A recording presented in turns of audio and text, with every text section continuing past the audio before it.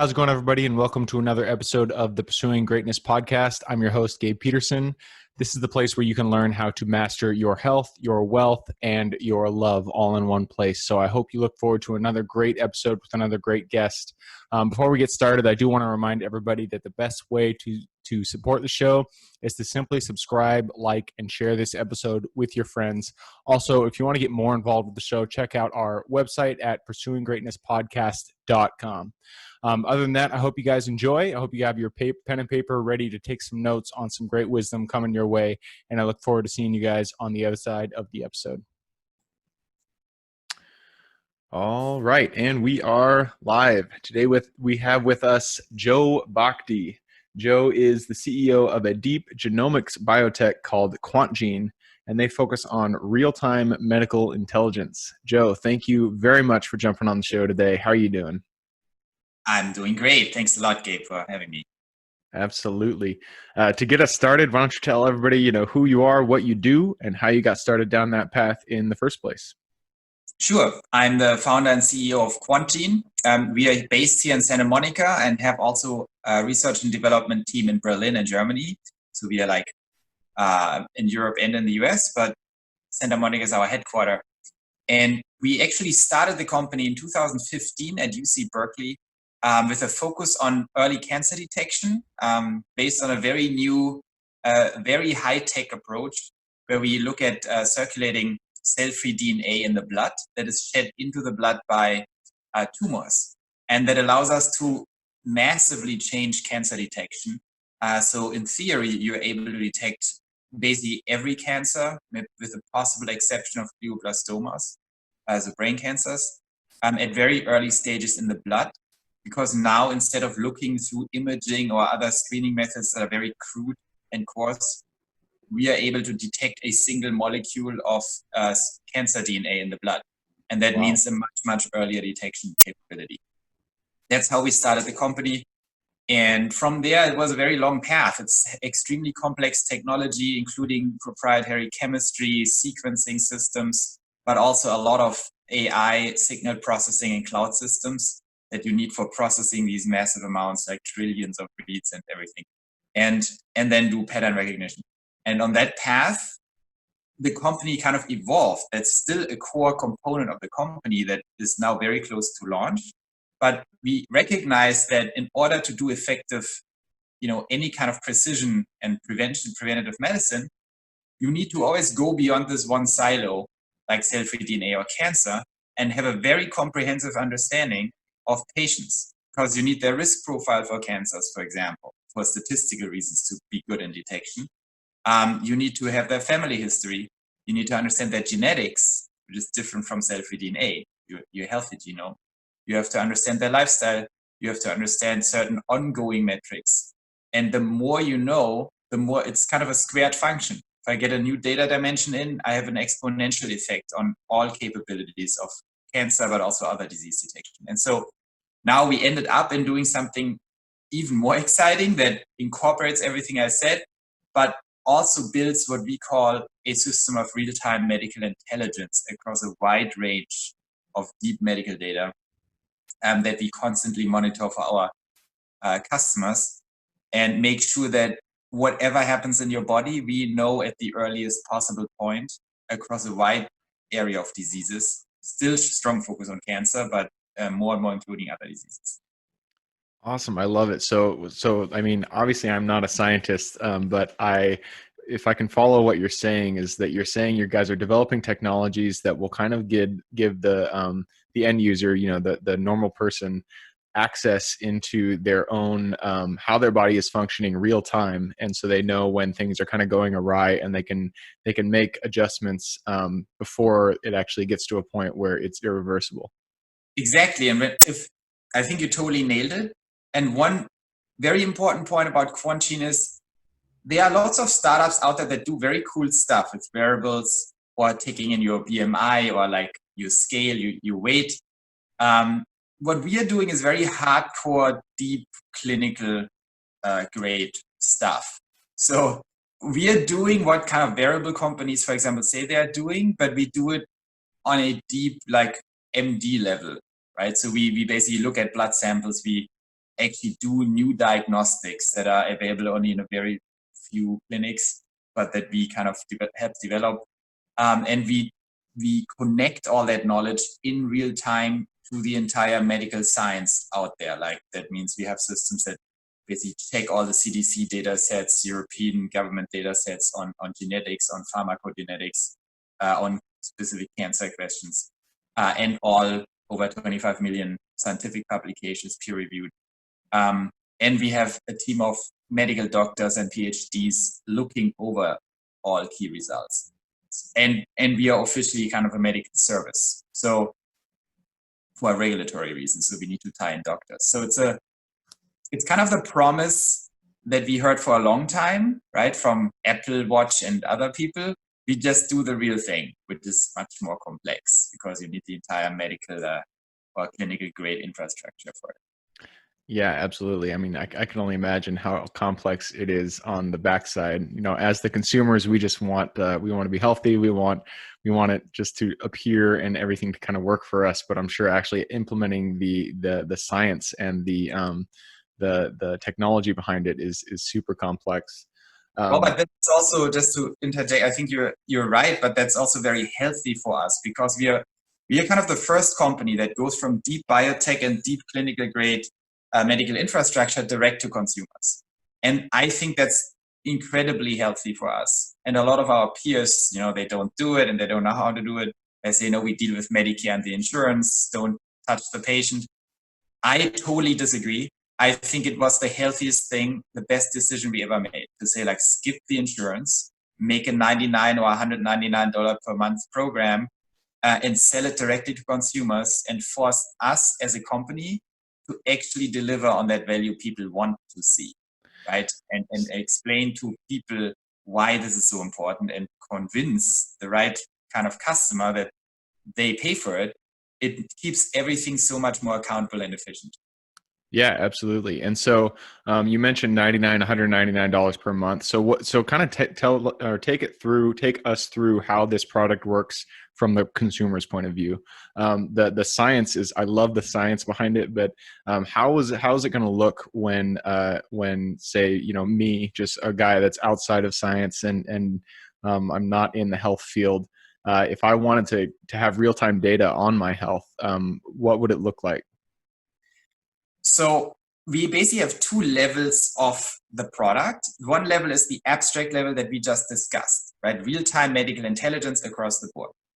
That's our architecture, and that's how we deliver the product. From a marketing perspective, and just to jump in here, sorry, real quick. Does that include blood draws? Does it include you know, wearing devices? What does it look like from the consumer standpoint? Yep. So we are very focused on blood draws, medical intake in the beginning to get all your family history and your medical history, and that's part of the service. Then do a genetics test. That's very important because genetics open up a whole wide world of all kinds of insights that help us a lot. And then do specific annual blood draws, including cancer detection. The actual blood draws are not included, so because that's an optional thing. We have a very comprehensive blood panel that you can do once a year that is highly effective. It's $199 on top of it. And we have the cancer detection technology that's like $1,000 a year on top of it. That is a very expensive exercise. I mean, I could go into the details, but you know, we don't make a lot of money on that because it requires massive amounts of sequencing to get to that level of precision. And that's very proprietary. That's a quantity technology. And we hope over time costs go down so we actually start making money at some point on it. But we have to charge a little money for that. And that's on top of the $99 per month subscription model. But once you are in the system, the fascinating thing that most people are not aware of is if you talk about real-time medical intelligence, it's about two types of real-time data you need. One is your data, right? So if you do a blood draw on your side, that can be or variables or anything, or you enter your body weight, we monitor you in real time and what happens with you. But what most people are not even aware of, including many doctors, you have a whole different side of the equation, which is medical knowledge. So if I have your genetics and I know your variants, medicine is still stuck in the 20th century where you think, well, there is a certain type of knowledge that exists, and I'm a doctor or genetic counselor. I look at your variants and tell you what's going on. That is like the most outdated perspective you can have in the 21st century.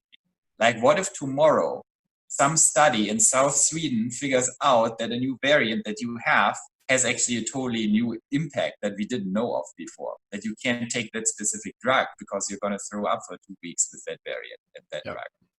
Like, no one knows that today because it's not known, but it might be known tomorrow. That happens every week. We have dozens of studies coming out. So science is exponentially accelerating, especially in genetics. And you need a system that not only monitors your data, but takes all of your data, the profile that you have, and runs it against all of medical science every week. Oh, wow.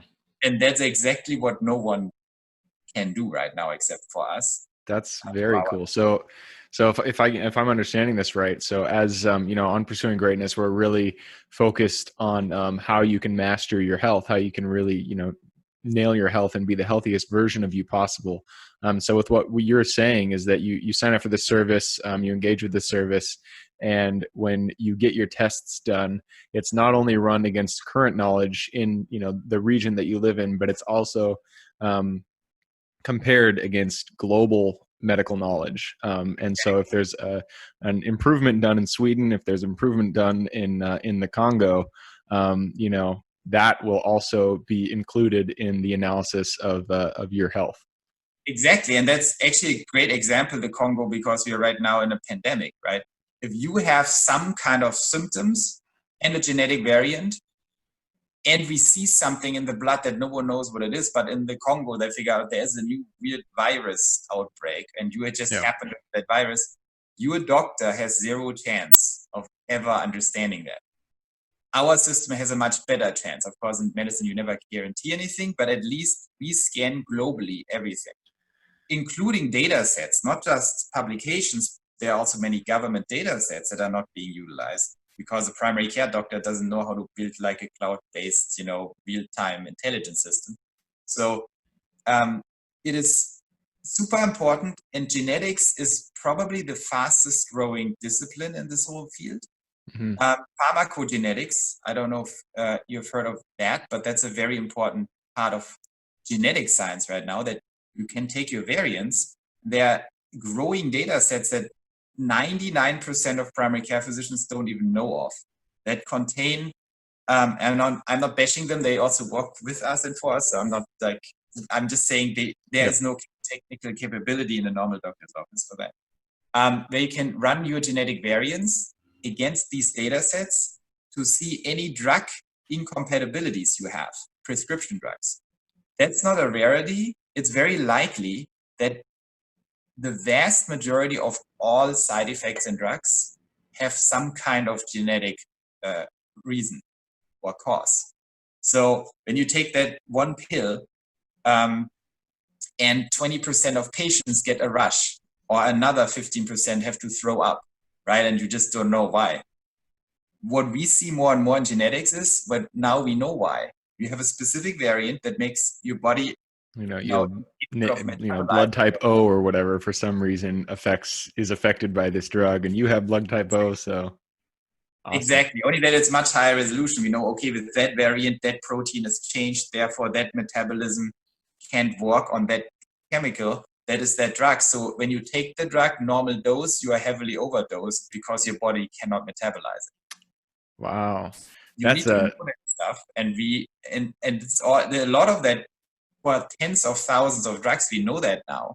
And we have these data sets, but most doctors don't know of it. That's amazing. It's like customizing your own medicine it's customizing basically your health, customizing how you're interacting with the medical field. And so I love it. I love what you guys are doing. You a layer of control and accountability for your doctor, right? If you have Serenity, Quantine Serenity, our product, and your doctor prescribes you a bunch of stuff, you just type it in and see what happens. And if it says, oh, I wouldn't take that, you can print it out, get to your doctor, or connect him to us and say, and we explain that. Be like, hey man, this thing says I shouldn't be taking this drug. Come on, where are you at? Yeah, we had actually these experiences. Very funny, especially for someone like me who likes to challenge doctors sometimes. The doctors always look at you a little like surprised when you come up with these things. Like, how the hell did you find that out? Yeah, I can only Well, imagine. So I don't want to get too deep into this next topic, but I am interested just to ask. I know you guys do COVID testing. Where do you see that going in the next few months? while COVID testing, we were first reluctant because we thought other people are going to solve the problem, and then we saw that's definitely not the case. And now we are, the fastest COVID testing operation in California. So we have same-day COVID testing turnaround with high-quality PCR tests in the lab because we actually developed a real-time software. And won't go into too deep into it, but basically labs are totally backwards how they operate. They don't have anything is paper, and then they have all these systems. We developed one flow software and can basically turn around the results to you at the second where it leaves the PCR machine, which is pretty unusual for labs. So that allowed us to be very fast. We do it for employers, for the government, and for individuals here with walk-ins. And in my opinion, I take this day by day and week by week. Right now, we have an enormous problem. The problem is rising, not falling. And all these hopes of vaccines and all kinds of stuff, like the politicians say on both sides, yeah, it's all great. We have a vaccine, then the problem is solved. Like, dudes, if you have a vaccine, that doesn't mean it works. It doesn't mean anyone is taking the vaccine. How do you get that to 100 million Americans? And what happens if that virus mutates, which it already does? So, I mean, I don't want to be a pessimist here, but COVID is a little problem of a global size. This is going to mutate. It's a coronavirus. It is mutated already into COVID-19. What do you think it does next? It mutates into COVID-20. So it's not rocket science. And so all these vaccines and treatments, they are not going to solve the problem. That's my take on it. Interesting. Yeah. I mean, we're recording this in August 12th, and it'll probably go live sometime in October. So it'll be interesting to see, where the world is at in October. I don't see it abating and for at least a year, but we'll see. I mean, I don't know. We'll see. It's all conjecture at this point. I'm sure you have a much better understanding of it than I do, but time will tell. I mean, I always just advise people the most important thing is actually get genetic testing. There are some variants that make you much more likely to have very bad outcomes with COVID. If you don't have them, if you don't have these genetic variants and you are not old, obese, or sick, or pneumonia, or anything like that, COVID is not that dangerous for you. That doesn't mean you should be reckless, but you shouldn't go overboard and kill yourself just to not get COVID. You should be considerate and wear masks to not infect other people, but you don't have to be super anxious and scared of it. If you have any specific conditions, you have to be very cautious. Just avoid people and stay quarantined. And of course, I don't just say that because we do testing, but I can recommend to get tested, not antibody tested. That's pretty useless because it doesn't tell you anything. But if you go to a party or have to travel or something, PCR tests really help you know if you have COVID. And there's a reason why this is required in many contexts. Yeah, I love it. I actually, my girlfriend and I, we were going down to visit her grandparents or her parent. Or that's her grandparents. They're in their 80s, and so we both got tested before we went and hung out with them for a little bit just to make sure that we weren't unwittingly giving them the disease. So you guys are doing great work. So I appreciate all the testing you're doing. That's fantastic. We are at the end of the episode here. It goes by really quickly. Before we leave, though, we go into the quick round. So there's 5 really quick questions that I'm going to ask you. First question, I love books. You might be a bookie too. So I like to ask 2 book recommendations. First one, anything about life wisdom, any book recommendation you have there. And then one about your topic, about growing a business, about healthcare, anything like that. Well, I have to be a little self-promotional here because we're actually launching a book very soon. It's called Medical Intelligence. No surprise there. And Medical Intelligence. so if you want to know more about that, just you can shoot me an email. We put it you on the list, jb@quantine.com. And it's about giving a comprehensive overview over. Oh, do we have I think we have a fire alarm. Oh wow. If that's the case, if you gotta leave, we can cut this I one think short. it's exercise, and they say I don't have to leave. So Okay. um, Okay. the other book, it's more like a topic than a book that I recommend to everyone who is interested in innovation and the history of innovation and the secrets of innovation. I'm also coming out with a book for that, but I'm not going to promote that.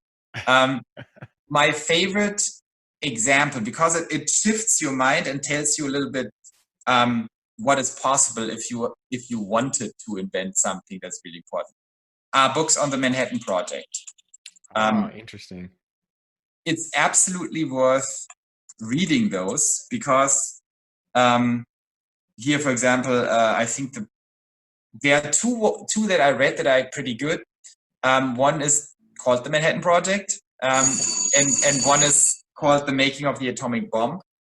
Interesting. And what I found so enlightening is when we talk about cancer or nuclear fusion or space, I think most people are not aware that the main reason we are not getting this done is pure laziness. It's like the pure lack Really? of, yeah, it's if aliens would attack the planet and the only way to survive is nuclear fusion reactors for some reason, we would have that in 12 months. No Huh. doubt.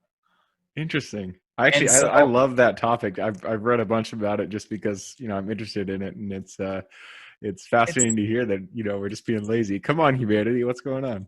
it's laziness, but not in the sense of no one is working. It's lazy. It's like intellectual complacency, Mm. right? If you look at cancer or fusion, like you have a bunch of professors who get their salaries and write their little papers, and they like to publish and want to get their career.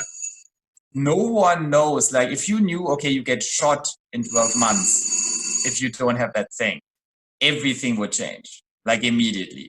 Everything we do would change immediately because there's this complacency. Like I'm just doing this to get promoted. I want more papers. Mm-hmm. Okay, what if all of us get shot in 12 months if you don't have that reactor? Guess what would happen? We would have that reactor. That's right. When you give yourself a deadline that has pretty strong repercussions, it's going to get done no matter what it is. And that was the atomic bomb. I mean, this was something where they knew the Nazis probably have that thing in 2 years. If we don't have it, they have atomic bombs and we don't, and that's not a healthy situation. And so they were very, very afraid, and they were right to be afraid. And they were in a total panic mode, but they were very smart people in panic mode and with a lot of resources. And they said, okay, skip all the BS. We need that thing. Like we need just enough science to get it done, but no BS, right? No bureaucracy. The engineers get on the work. We plan this out so we know what the price of failure is here. Interesting. I love it. So medical intelligence by you guys, and I'll ask for your contact information in a second. And then the Manhattan Project. Great book recommendations. So the next question is, I'm losing track here. There we go. What habit contributes the most to your success? What habit? Oh, that's a great question. Well, I think two things come to mind. So I really am protective of my creativity and imagination. And with that, I mean, if people get too much on my nerves or investors or anything, I just escape. It's like, I can't deal with this because if you stress me out too much, I can't have ideas. If I don't have ideas, I'm dead. Because things like that, if you develop a technology like we did, you need like 1,000 ideas per year, not one, because nothing works initially and you just have to think your way out. Sorry for the noise. No And worries. the other habit I think maybe is even connected to that is persistence. Mm-hmm. You just cannot give up. Like you have to build your startup or your life in a way where you don't run out of money. Very important. Just be frugal, live in doubt. Get as much money as you can and spend as little as you can. And then know that nothing can really stop you. And if you have setbacks, just ignore it. Say, okay, I'm gonna just close my eyes and keep walking. They always like this saying, I love the saying, if you're in hell, keep walking. Yep. if you if you If if you're you going through go hell, through keep hell, walking. keep walking. That's my favorite. So not that I'm in hell, but Yep. sometimes it's tough. So Uh, persistence and just keep walking and make sure nothing can throw you off. Like nothing substantial can really get in your way. Like in terms of like fire alarms. You just keep talking through it. nothing. No, I love it. So that's great pieces of advice. Protect your creativity, which for me means protect your alone time, your solitude time. Make sure that you have bandwidth in your brain in order to actually get that creativity. And then perseverance. Think your way out of things. Things are going to go wrong, and it's really up to you to just keep moving forward, even when things do go wrong, because it's guaranteed they will. Awesome. So next question. If you could go back to yourself, the Joe who just got started out, and just give him one quick piece of advice, what would that be? Probably. You mean how long back? Like after high school or something? Yeah. Usually I say after college, when you're just starting in the work world. Well, it's a little weird, the advice I would give me. I don't know how applicable this is to everyone, but when I look back and look at what is the biggest thing I could have done to accelerate things, move to the United States faster. Interesting. I Huh. could have moved here 10 years earlier or 6 years earlier, I think, and I didn't do it for whatever reasons. Like in the end, it was like just complacency, I think. Yeah. I have a deep appreciation, like many immigrants probably, for the United States. I think there is a unique thing here, which is the people and the culture, which is very hard to describe, but it's the sense, this pioneering sense that just is like everywhere. It kind of is like everywhere, like from people investing money, like every random person I mean say, oh, do you need money? I can give you money. Like everyone believes in stuff and people are very open-minded. I know sometimes things look dark here when you're in it, but it's actually not very dark. Even the dark stuff is fun for me. Like that, it's all the craziness. Yep. No, that's really interesting. So move to the United States. I know you're from Germany, and that is a very that's a very technologically advanced in some ways even more than the United States. And so it's Germany that's is a great. I'm not going to bash Germany. It's a great country. It's very high tech. It's highly efficient. But the US is still, in my opinion, for me, much better to create new stuff. That's where the US is the best at. awesome. Well, I'm glad to have you here. So that's fantastic. Awesome. So Joe, we are at the end of the episode. I really appreciated having you on here. If someone did want to get in contact with you, what would be the best way for them to reach out? You can always reach out via Twitter, Joe Bhakdi. But I think email is good, jb@quantum.com. And that's jb@quantum.com, correct? QUANTGENE. Yes. Oh, quantgene.com. Sorry. QUANTGENE. Perfect. Yes. Awesome. Well, Joe, again, thank you for coming on here. For everybody who's here with us on this journey today, thank you guys for showing up. Again, the best way to support the show is just to subscribe, like, and share this episode with your friends and family. And we look forward to having you on the next episode.